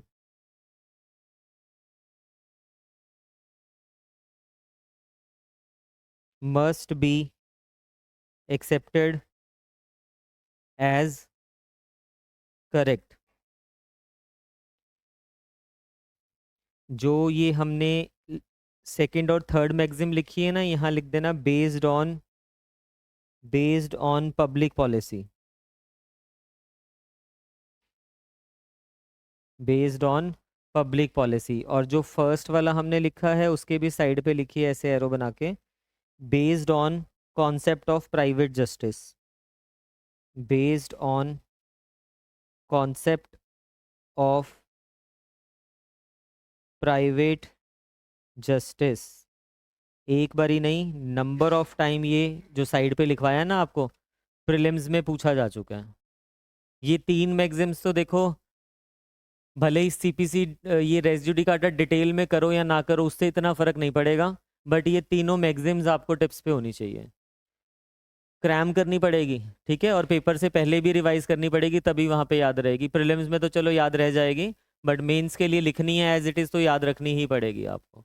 ये मत सोचना कि मैं डायरेक्ट क्वेश्चन वहाँ पे मुझसे पूछा जा रहा है और मैं कॉन्सेप्चुअल इतनी डिटेल में पढ़ा, मैं वो लिख के आऊँगा तो नंबर मिल जाएंगे। नहीं, ऐसा नहीं होगा। ये तो लिखनी पड़ेगी, इसके बिना काम चलेगा ही नहीं। एग्जामिनर एक्सपेक्ट कर रहा है आपसे कि एक बच्चा जो जज बनने जा रहा है उसको ये तीनों तो वेरी बेसिक मैक्सिम्स और रेस जुडिकाटा जैसे कॉन्सेप्ट की, और मैक्सिमम बच्चे जब क्रैमिंग कर रहे हैं तो बिलीव मी वो रट के गए हुए इस मैक्सिम को, आप नहीं लिखोगे तो वो माइनस में जाने वाला है आपका। तो टिप्स पे याद रखनी है, ऑप्शन नहीं है यहाँ पे। ठीक है, शेल है, ये मैंडेटरी है कि तीनों टिप्स पे याद रखनी है। प्रीलिम्स के लिए याद रख लेना, वो प्राइवेट नेचर की है कि no man should be vexed twice for the same cause, एक ही कॉज के लिए दोबारा से नहीं होगा लिटिगेशन। वो तो प्राइवेट है ना, पार्टी को अफेक्ट कर रही है वहां पे। ये दोनों अगर आप देखोगे कि एंड होना चाहिए लिटिगेशन का, और जुडिशियल डिसीजन जो है वो ट्रू होना चाहिए, मतलब उसको एक्सेप्ट करना है हमें एज इट इज, तो वो दोनों पब्लिक पॉलिसी के ऊपर बेस्ड है, लार्जर पब्लिक इंटरेस्ट इन्वॉल्व है। प्रीलिम्स में आपको मैगजिम दी होती है और बोलता है कि बताइए इनमें से कौन सी पब्लिक उसके ऊपर है, एक बार ही नहीं बहुत बारी पूछा जा चुका है। याद तो रह जाएगा ना, देखो वो इंडिविजुअल कोई तो स्ट्राइक कर रहा है इस वाले में, और यहाँ पे वो है ही पब्लिक इंटरेस्ट, लार्जर इंटरेस्ट में बात कर रहा है वो। इसमें लिखिए नोट, जहाँ पे मैक्सिम स्टार्ट करिए ना, ऊपर हेडिंग बनाई थी, लिख लेना कि कोई ऑप्शन नहीं है, तीनों टिप्स पे याद करनी पड़ेगी एग्जाम के लिए। इसमें लिखिए द क्वेश्चन, प्रीलिम्स के लिए very important, the question of res judicata is a mixed question of law and fact. Question of res judicata is mixed question of law and fact, very important. इसमें लिखिए, ये prelims के लिए important है, लिख लेना यहाँ पे, एक बार ही नहीं बहुत बारी पूछा जा चुका है। और मैं जो ये कहता हूँ इंपॉर्टेंट है, तो आपने अभी आरजेएस का पेपर दिया है, वहाँ पे ऐसी चीज़ें आती होती हैं, जब पंजाब दोगे हरियाणा दोगे तो ये पूछा जाता है आपसे। ठीक है, बट ठीक है, ये तो क्रैमिंग हो गया कि this is mix question of law and fact, होता क्या question of law question of fact, या मिक्स क्वेश्चन ऑफ लॉ कब बनता है वो मैं लिखवा रहा हूँ थोड़ा सा। सिर्फ इस लॉ के लिए नहीं है, इन जनरल वो सभी के लिए है, कि कुछ और भी अगर आपसे पूछ लिया जाए कि बताइए कि ये मिक्स क्वेश्चन ऑफ लॉ है या फैक्ट है, तो आप बता पाओगे अगर आपको क्लियर होगा। इसमें लिखिए question of fact, question of fact, इसमें लिखना these involves determining what actually happened in a case, what actually happened in a case. They are resolved by they are resolved by examining evidence such as witnesses या witness testimonies, witness testimony मतलब उनके बयान हो रहे हैं court में। ठीक है, डॉक्यूमेंट्स और फिजिकल एविडेंस, किसी भी चीज़ को इन चीज़ों से प्रूव कर रहे हैं हम वहाँ पे कि एक्चुअल में हुआ क्या था, उसको कह रहे हैं क्वेश्चन ऑफ फैक्ट। एग्जांपल देता हूँ अभी, फिर लिखिए question of law, question of law, these involves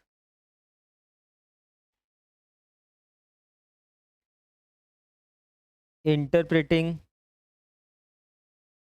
interpreting and applying legal rules, interpret करना और अप्लाई करना लीगल रूल्स को एंड प्रिंसिपल्स को, दे आर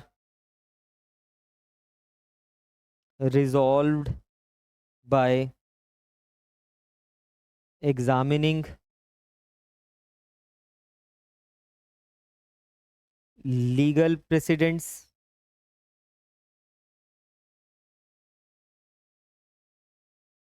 statutes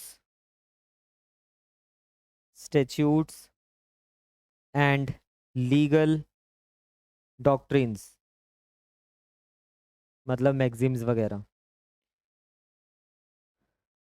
आपको डिसाइड करना है कि whether a contract with minor is void और नॉट। माइनर के साथ जब हम कॉन्ट्रैक्ट करते हैं, कॉन्ट्रैक्ट लॉ में पढ़ते हैं ना, तो हम क्या डिसाइड कर रहे हैं? इंटरप्रिटेशन लॉ को ही तो, प्रेसिडेंट को ही तो फॉलो कर रहे हैं, मोरी बीबी वर्सेस धर्मोदास घोष। तो ये जो पॉइंट अगर मैं डिसाइड कर रहा हूँ, it is a question of law, क्योंकि मैं ये नहीं डिसाइड कर रहा इस केस में क्या है, मैं तो इन जनरल बता रहा हूँ कि क्या माइनर के साथ किया हुआ कॉन्ट्रैक्ट वॉइड होगा या नहीं होगा। एक केस आपके सामने आता है, आपके सामने क्वेश्चन है कि जो ये रिलीफ है वो डायरेक्टली एंड सब्सटेंशियली इन, जो ये इशू है, मैटर इन इशू है, वो directly and substantially in issue पुराने वाले में था या नहीं था, या क्या होता है directly and substantially in issue.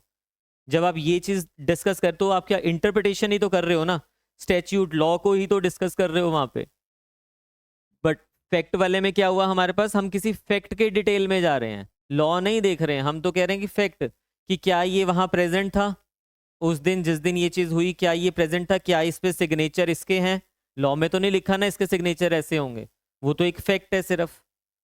तो फैक्ट, क्वेश्चन ऑफ फैक्ट समझ आ गया कि हम लॉ की इंटरप्रिटेशन नहीं कर रहे हैं, लॉ के ऊपर नहीं जा रहे हैं, हम नहीं देख रहे हैं कि सेम पार्टीज क्या होती है, हम नहीं इस चीज के ऊपर जा रहे हैं सेम टाइटल क्या होता है। तो वो हो जाएगा क्वेश्चन ऑफ फैक्ट। जब इस चीज को डिटेल में इंटरप्रेट कर रहा है कोई भी कोर्ट, वो क्वेश्चन ऑफ लॉ। देखो ना, लीगल प्रेसिडेंट्स, ऊपर की कोर्ट ने बताया कि हाँ ऐसी सिचुएशन होगी तो इट इज बार्ड, ये नहीं हो सकता है, नॉट मेंटेनेबल। तो वो क्या, वो प्रेसिडेंट ही तो फॉलो कर रहे हैं ना, हम इंटरप्रिटेशन भले ही ऊपर की कोर्ट ने किया है, तो वो क्या, वो क्वेश्चन ऑफ लॉ है। स्टैच्यूट्स यानी कि एक्ट्स में जो लिखा हुआ है उसकी इंटरप्रिटेशन करना, या फिर लीगल डॉक्ट्रिन से किसी चीज को प्रूव कर रहे हैं, लॉ पॉइंट को, तो वो क्या हो जाएगा, question of law. Question of fact क्या होता है, जब हम इन चीजों को नहीं देख रहे, हम तो एक विटनेस बुला रहे हैं, वो बता रहा है कि हाँ इन्होंने मेरे सामने ये साइन किए थे, हाँ वो इस दिन यहाँ पे प्रेजेंट था, उन चीजों को प्रूफ करने के लिए। लॉ थोड़ा ना प्रूव हो रहा है, ये तो फैक्ट प्रूव हो रहे हैं वहां पे। तो वो हो गया क्वेश्चन ऑफ फैक्ट। अब मिक्स क्वेश्चन ऑफ लॉ और फैक्ट क्या होगा, वो तो बताने की भी जरूरत नहीं है, दोनों का मिक्सचर। जो रेस जुडिकाटा है, इसमें हमें क्या करना है, इसमें यही तो देखना है कि सेकंड सूट बार है या नहीं है। बार है या नहीं कैसे पता चलेगा? Second suit, court is board from trying the second suit या नहीं, तो हमें एसेंशियल देखनी पड़ेगी ना, कि क्या ये एसेंशियल फुलफिल हो रही है। जब हम उस एसेंशियल्स को डिस्कस कर रहे हैं, then it is question of law. But जब हम फैक्ट्स देख रहे हैं कि हाँ पुराने वाले में दिखाओ क्या चीज थी, पुराने वाले में इशू सेम था, तो पुराने वाला इशू देखना पड़ रहा है ना। इशू तो फैक्ट्स के ऊपर बेस्ड है, उनकी प्लीडिंग्स के ऊपर बेस्ड है, तो वो फैक्ट भी आ गया इसमें और ये भी चीज़ आ गया। Now it is mix question of law and fact. तो एग्जाम में जब भी आपसे पूछा जाएगा कि क्या, और ये क्वेश्चन बहुत पूछे जाते हैं, मिक्स क्वेश्चन है या क्वेश्चन ऑफ फैक्ट है, क्वेश्चन ऑफ लॉ है, तो क्रैमिंग नहीं करनी है, ठीक है। अगर हमें पता है तो लॉजिक भी नहीं लगाना पड़ेगा, रेसिड्यू काटा हमने आंख बंद करके समझ लिया यहाँ पे। ऐसे ही एक क्वेश्चन आपसे बहुत ज़्यादा पूछा जाता है लिमिटेशन के ऊपर, कि जो लिमिटेशन है वो क्या है, क्वेश्चन ऑफ लॉ है, फैक्ट है, या mix question of law and fact है। पूछा जाता नहीं, मैं पूछ रहा हूँ आपसे, मतलब हाँ पूछा जाता भी है और मैं आपसे भी पूछ रहा हूँ। Limitation is a question of law, कौन कौन कह रहा है?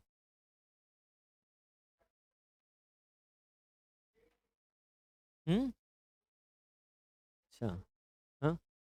मिक्स्ड क्वेश्चन, कौन कौन कह रहा है मिक्स्ड क्वेश्चन? और कौन कौन कह रहा है कि क्वेश्चन ऑफ लॉ? और कोई नहीं है भगत के साथ? ऑनलाइन में क्या कह रहे हैं आप, कैसे कह रहे हो भगत, क्वेश्चन ऑफ? हाँ।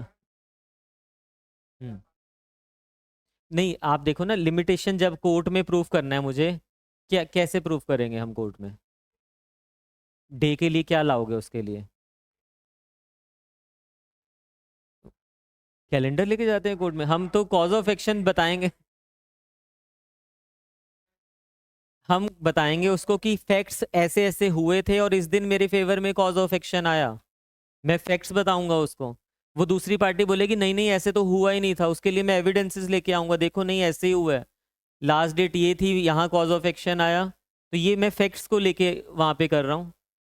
और लॉ तो लगा ही रहा हूँ ना कि वो 3 साल हुए या नहीं हुए, तो limitation is also mix question of law and fact. वो फिर अब देखते रहना आप सारी चीजें, ठीक है, कि हाँ वो क्वेश्चन ऑफ फैक्ट हो गया। फैक्ट मतलब जहाँ पे लॉ की लीगल इंटरप्रिटेशन आपको नहीं करनी है, जैसे मैंने आपको बोला माइनर का जो कॉन्ट्रैक्ट है वो वॉइड है, एब इनिशियो, ये तो क्वेश्चन ऑफ लॉ है, ये तो कोई बात ही नहीं है ना। बट अगर हम कह रहे हैं कि ये पर्सन माइनर है या नहीं है, ये पर्टिकुलर पर्सन माइनर है या नहीं है, तब तो मुझे उसका प्रूफ करना पड़ेगा ना, वो फैक्ट हो जाएगा। बट अगर मैं कहूँ कि दोनों को मुझे प्रूफ करना है, वो मिक्स्ड हो जाएगा कि क्या ये माइनर है और इसका कॉन्ट्रैक्ट वॉइड है, तो ये मिक्स्ड हो जाएगा। Mix question of law and fact, limitation is also a mix question of law and fact. ये पेपर में ना दोनों बहुत पूछे जाते हैं, इसलिए मैं अलग से लिखवा रहा हूँ। लिमिटेशन तो चलो लिमिटेशन एक्ट में लिखते होते हैं, हम यहाँ पे नहीं लिख रहे हैं। सीपीसी में हम जब ऑर्डर 7 रूल 11 पढ़ेंगे ना, क्या है रिजेक्शन वाला, जब पढ़ेंगे वहाँ पे डी क्लॉज जब हम पढ़ेंगे, उसमें मैं डिटेल में जरूर लिखवाता हूँ, वहाँ लिखवा दूंगा आपको limitation is also mix question of law and fact. Res judicata के याद रखना। इसके अलावा कुछ पूछ लिया जाए तो फिर वो लॉजिक लगा लेना, आंसर ठीक हो जाएगा आपका, ठीक है, इसमें लिखिए आगे। हाँ जी। अरे ऐसे तो फिर ढूंढते रह जाओगे बहुत सारी चीजें अब। ल- ल- लिखिए लिखिए, अभी करेंगे, अभी करेंगे, इसके बाद सेक्शन उसी पे आना है, तब आपसे ही पूछूंगा अगर आप क्लास में प्रेजेंट हुए तो, ठीक है। इसमें लिखिए अभी आप। अ, अब मिक्स्ड लिखवाऊं या ना लिखवाऊं, समझ गए बस मिक्स्ड। चलो एक लाइन लिख लो फिर इसमें, mixed question of law and fact, पूरा लिखना आप। Mixed question of law and fact, a mixed question of law and fact arises when a legal issue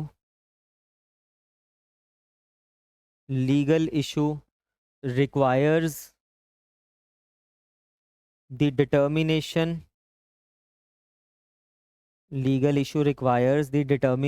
of both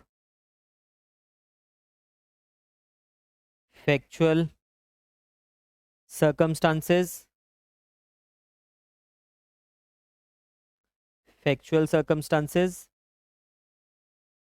and application of relevant legal principles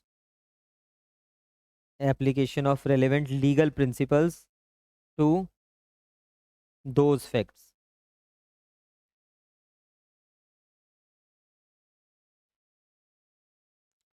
Therefore it is mixture of those facts. Therefore it is mixture of both. Limitation का मैं इस basis पे बता रहा हूँ, आपके पास applications बहुत लगती होती हैं जब सिविल में आप काम करते हो ना, वकीलों को भी पता है।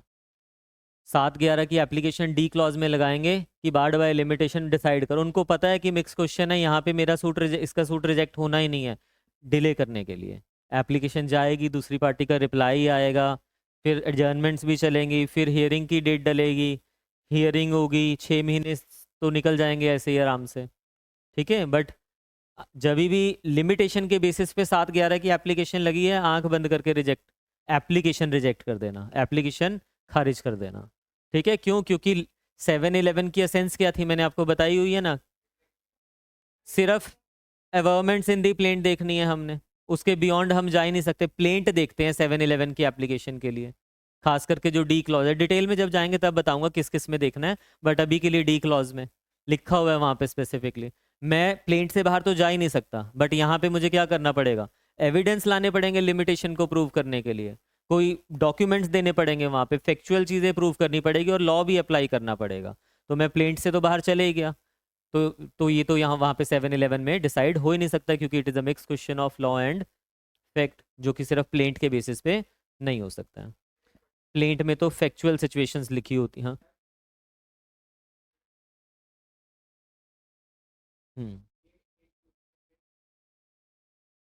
हाँ, फैक्ट जो फैक्ट्स होंगे उसी के ऊपर लॉ लगा रहे हो आप, तो तभी तो मिक्स्ड हो गया वो क्वेश्चन। एक क्वेश्चन एक ही है मेरे पास, उसकी डिटर्मिनेशन जो है, लीगल इशू का जो डिटर्मिनेशन करना है उसमें मेरे को फैक्ट्स भी प्रूव करने पड़ेंगे, उसमें मुझे लॉ भी अप्लाई करना पड़ेगा, तो उस बेसिस पे मैं उसको डिसाइड करूंगा।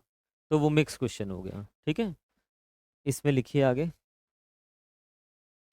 कंडीशंस। थके तो नहीं ना आज लिखते लिखते?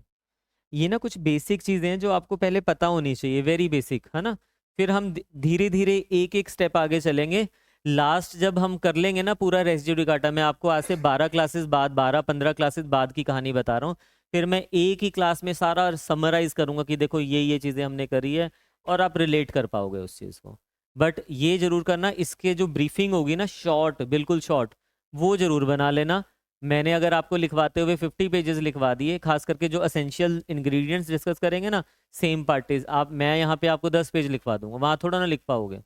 तो आपको वहाँ लिखना क्या, कि क्या आपको समझ आया कि सेम पार्टीज क्या है, वो आप ब्रीफिंग बना के अपने सिनॉप्सिस से बना के रखोगे, ठीक है, ताकि जब रिवाइज भी करो तब भी आपको ईजी हो जाए वो, ठीक है। इसमें लिखिए, conditions for application of res judicata, section 11, conditions for application of res judicata.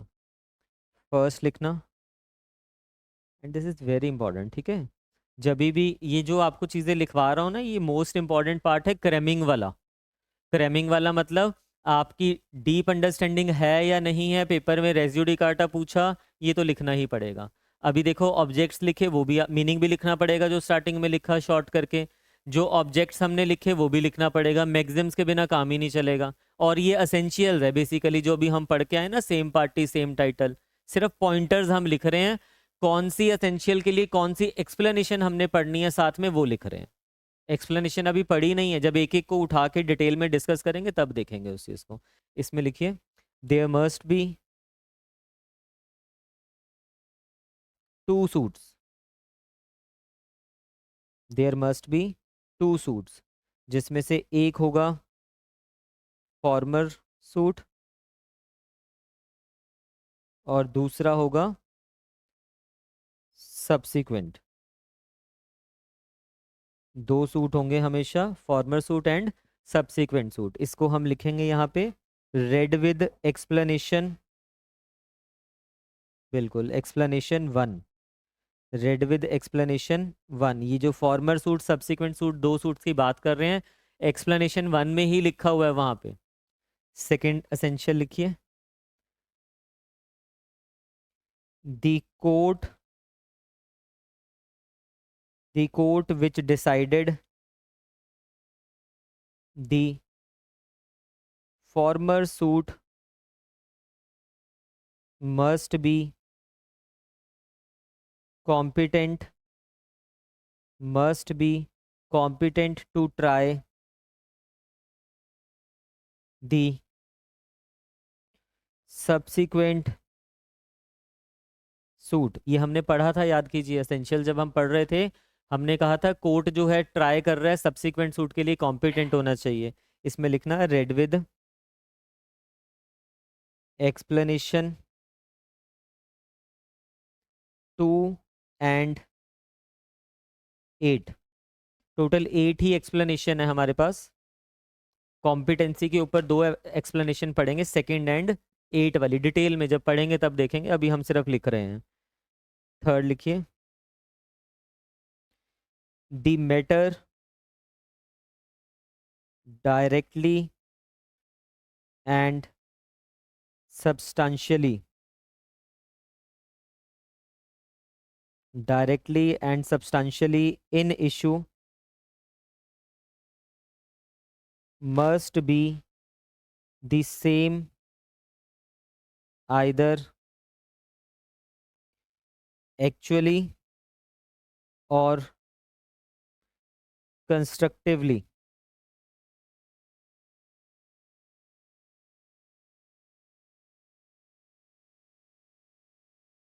Constructively in either actually or constructively in both suits.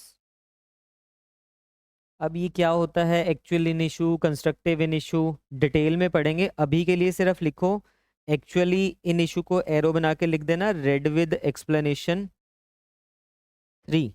Explanation 3 में दिया हुआ है और कंस्ट्रक्टिवली हमें दिया हुआ है रेड विद एक्सप्लेनेशन 4। ये कंस्ट्रक्टिव रेज्यूडिकाटा, कंस्ट्रक्टिवली इन इशू मतलब कंस्ट्रक्टिव रेज्यूडिकाटा की बात हो रही है। इस पे तो कम से कम 3 क्लासेस जाएंगी। ठीक है, तो अभी तो एक मिनट में तो क्या ही बताऊंगा इसके बारे में। वो जो पुराना सूट है उसमें जो डायरेक्टली सब्सटेंशियली इन इशू था मैटर, अभी वाले में मेरे पास या तो एक्चुअली इन इशू होना चाहिए या फिर कंस्ट्रक्टिवली इन इशू होना चाहिए। डिटेल में पढ़ेंगे। नेक्स्ट लिखिए। और डायरेक्टली एंड सब्सटेंशियली के लिए भी लिख लेना एक्सप्लेनेशन, एरो बना के लिख लेना ना यहाँ पे explanation 7।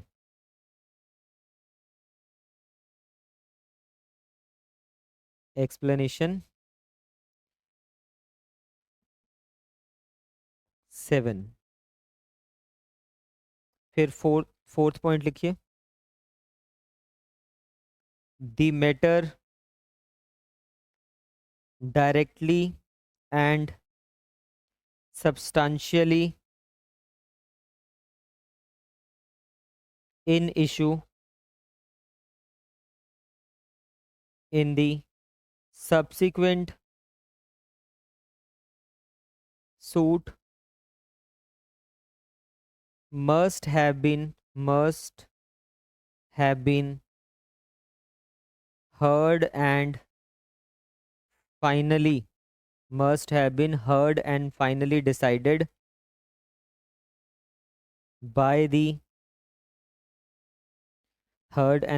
decided by the court in the former suit।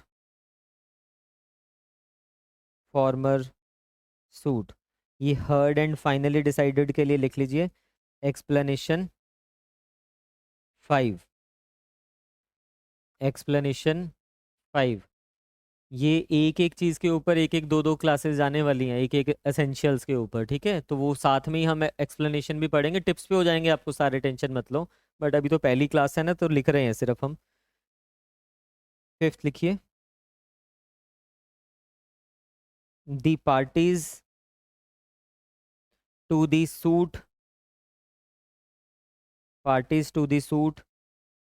और the parties under whom they or any of them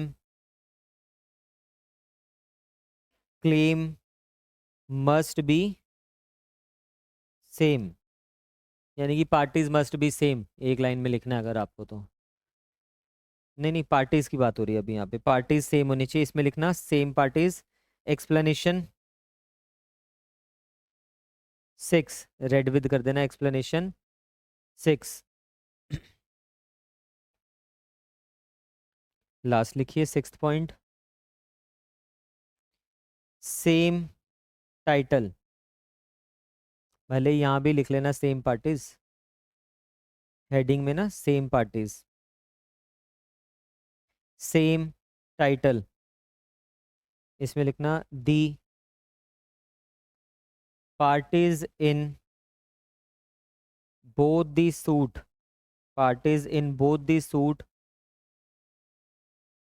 must have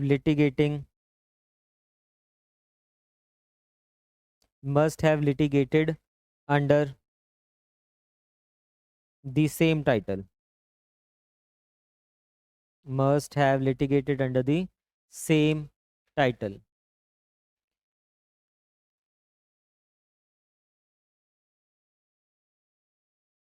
इसमें लिखना some other maxims.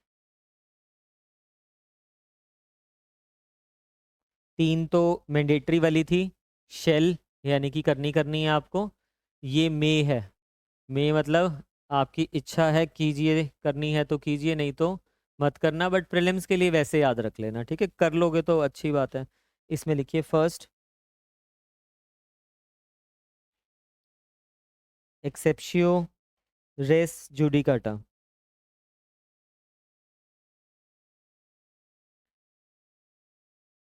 That is a previous judgment is bar to a subsequent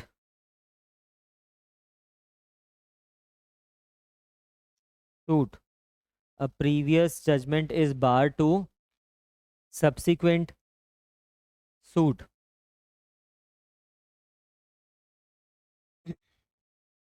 जो exact meaning है इसका, ठीक है। हमने वैसे पहले भी लिखा है वो रोमन वाला जो आपको लिखवाया, वहाँ पे हमने क्रक्स लिखा था, बट एग्जैक्ट मीनिंग इसका ये रहेगा। भले ही वहाँ पे भी ऐड कर लेना इस चीज़ को कि कंफ्यूजन ना हो कल को। Bar to a subsequent suit, second लिखिए।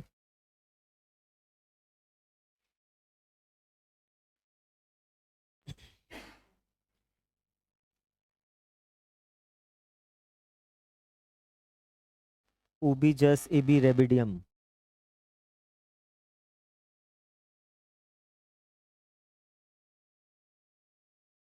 दैट इज, ये तो बहुत ही इंपॉर्टेंट है ना, where there is a right there is a remedy. और रेमेडी भी कैसी, इफेक्टिव प्लस फाइनल। जब कह रहे हैं कि there is a right and there is a remedy, तो रेमेडी का मतलब ये थोड़ा ना कि बार बार आप क्लेम करते रहोगे। आपको रेमेडी मिल गया, that must be effective and final remedy. ये नहीं कि रीलिटिगेट करते रहो पार्टीज को। तो समहाउ ये भी इससे रिलेट कर रही है। वैसे मैक्सिम्स याद रख लेना, लिखना तीन तीन ही याद रखना टिप्स पे, ये वैसे मीनिंग याद रख लेना, नोट में लिखिए। The policy reason behind res judicata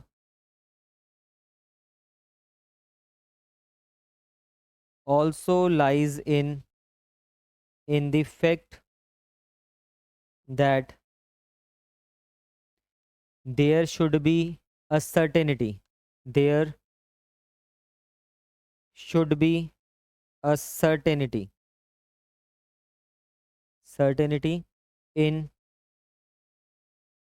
legal relations and legal status. There should be a certainty in legal relations and legal status if a party is certain about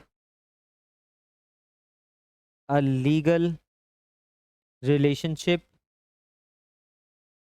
if a party is certain about a legal relationship or legal status, then he can bring out he can bring out improvisation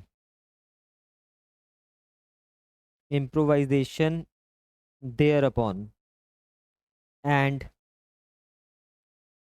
take its benefits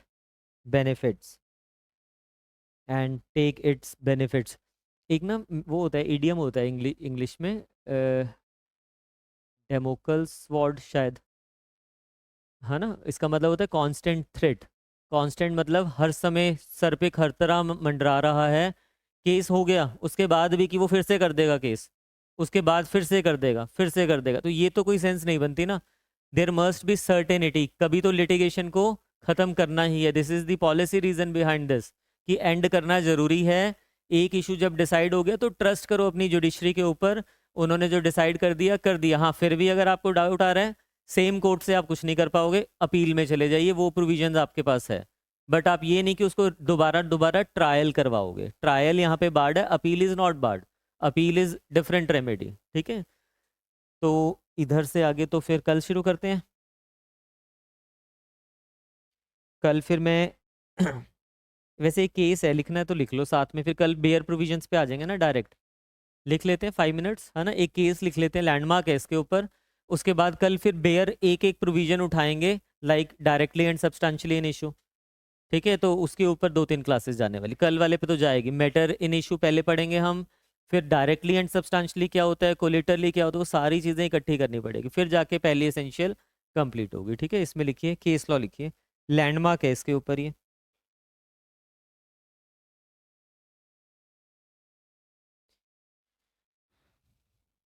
Lalchand versus Radha Krishna, Lalchand versus Radha Krishna, इसमें लिखना honourable supreme court explained the principle of res judicata section 11 is long settled, is not exhaustive, and the principles which motivates principle which motivates that section can be extended to case which do not strictly within the letter of the law. The principle of res judicata is conceived in larger public interest which requires that all litigations must sooner or later comes to an end। जहाँ पे भी आप purpose लिखो section 11 का, object लिखो, policy reasons लिखो, policy reasons इसमें mention, ये केस मेंशन कर देना, यानी कि रेस जुडिकाटा में लिखना ही है हमें तो ऑब्जेक्ट पर्पस पॉलिसी रीजन, तो ये केस आ जाएगा। वो कहता है रेस जुडिकाटा वैसे भी एग्जॉस्टिव नहीं है, मतलब यहाँ पे जो सेक्शन 10 में लिखा हुआ, it is a very wide concept. ये तो सिर्फ एक शेड है रेस जुडिकाटा का जो सेक्शन 11 में दे रहा है, और अगर ये कंडीशन फुलफिल होती है तभी सेक्शन 11 वाला एप्लीकेबल होगा, नहीं तो अदरवाइज हम इक्विटी जस्टिस पे भी रेस जुडिकाटा लगाते होते हैं, और जो स्टैच्यूट में हमें दे दिया वो 3 प्रोविजंस तो हमारे पास है ही है। ठीक है, वैसे भी ये equity justice and good conscience के ऊपर ही बेस्ड है जो रेस जुडिकाटा का पूरा कॉन्सेप्ट है। इतना आप रिवाइज कर लो, कल हम फिर डिटेल में थोड़ा जाएंगे। आज हमने ऊपर ऊपर से मीनिंग समझने की कोशिश की, कल से हम क्या करेंगे, एक एक इंग्रेडिएंट को पकड़ के डिटेल में जाने की कोशिश करेंगे। ठीक है, कल की क्लास में मिलते हैं।